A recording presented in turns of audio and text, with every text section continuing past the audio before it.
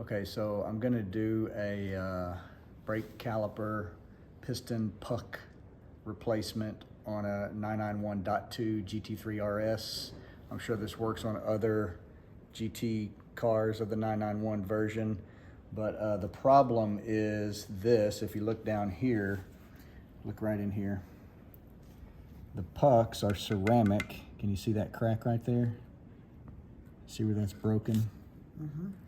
Okay, and then these dust boots, of course, I've changed those multiple times.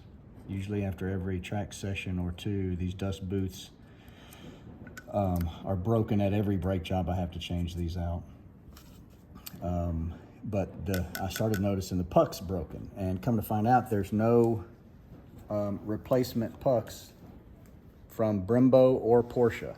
And this is a known problem. Porsche should really take care of this and get Brembo to make these out of something besides ceramic, because obviously it is not capable of handling the pressure, the temperatures on track weekends at Circuit of the Americas, Barber, Eagles Canyon. Hot places in the South is where I drive.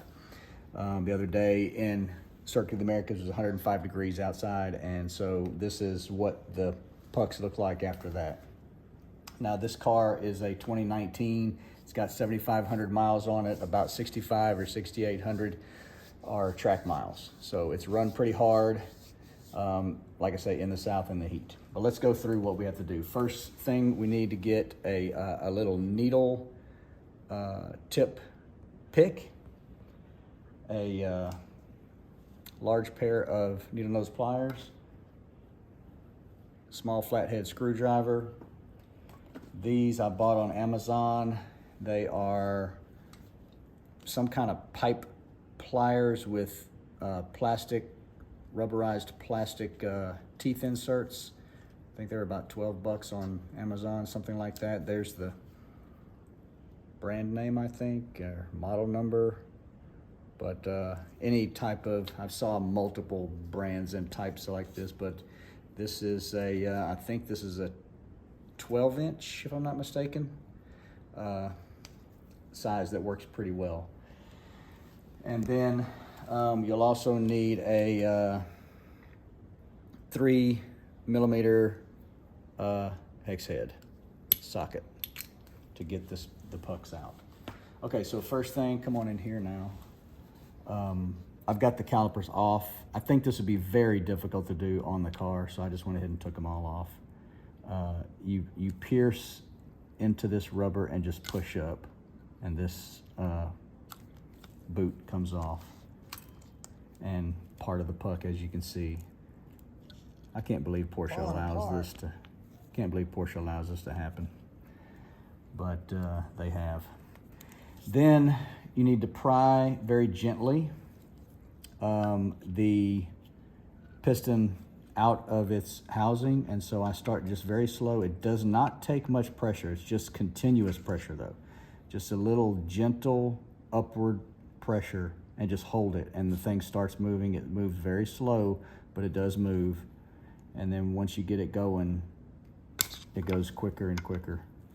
I haven't broken any of these getting them off, but I'm sure they could. You can see the piston now coming out. I move up on the, farther up on my angled base that I've created with these needle nose pliers. It just works pretty well. There may be better ways to do it. If somebody can figure it out, fine, but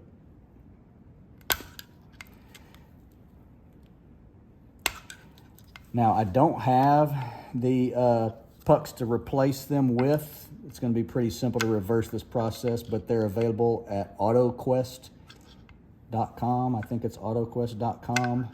They're made out of titanium.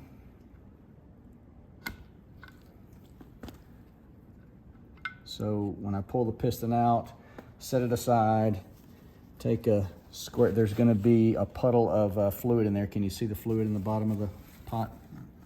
Okay, well, to keep that from getting everywhere, I just stuff about a half a paper towel in each one of these, and that soaks up any fluid and also just protects the pot.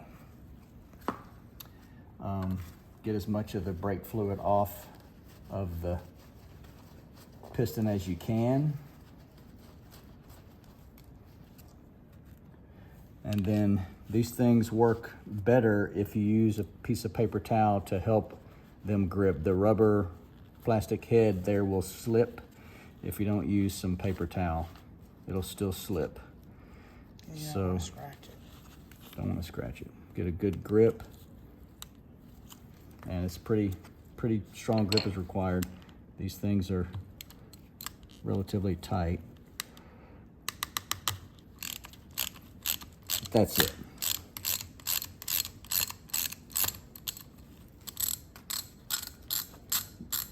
And it looks like these screws have a little bit of a thread locker on them. You can see the kind of reddish color. I think that's some thread locker. And these screws would not be good for a second use. You can see how they get locked on the socket. But that's it. This thing's off now, it just needs to be cleaned up. I've done them all and showed this how I kind of numbered them. They're machined pretty tightly. I just don't want, I want to put them back in the same order. Look over here. I want to put them back in the same order as how they were in the caliper to start off with. So that's it. Just going to repeat that over and over and replace them with the titanium pucks and go backwards, put them back in. The sleeve. That's it. All right, so rebuilding now. The pucks will be shipped like this with the puck and the screw. These are the rears, a little larger than the fronts, but that's how they come. You'll need to get some Loctite red, 271 red, and put a drop, after you slip this through, put a drop here on the screw, and then screw that into the piston. And this is what it looks like replaced. I could not find, and AutoQuest did not have a torque setting for these, so I just went tight. Again, holding them with our pipe pliers and tightened them up tight. Now to slip these back in, it works a little better. They're pretty tight. Come around here, look. So I've got my paper towel stuffed in here that was soaking up any excess fluid. I've got them numbered for the pots that they came out of, and try to slip them in without any fluid on them dry, and they really don't want to go in. There's a little small ridge in here that really makes the seal.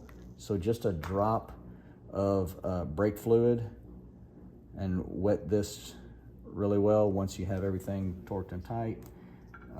Then slide it in just like this. And that's it. Here's a completed, the right side, all the pucks replaced with titanium. Hopefully this is gonna do the trick. I haven't put the rubber boots back on yet, but I'll get that done later. That's very simple. Okay. All right, so putting the pistons back in with the dust boots. I like to use a little brake fluid on a Q-tip, keep it from getting too messy. And we're just gonna put a little fluid to lubricate the dust boots so they slip on pretty easy. So just lubricate the dust boot a little bit. And then you take piston number 6, lubricate it too, around the edges, the bottom, so that it slides in easily. I'm gonna slide it into just a little bit, not all the way in, so the dust boot can still fit on. And then all you do is stretch the dust boot around the piston. And twist it a couple times. Make sure the seal is set completely all the way around. And then when you push the piston in all the way, you can seat the dust boot as well into the caliper. So that's it. All right. Okay, that should be good now.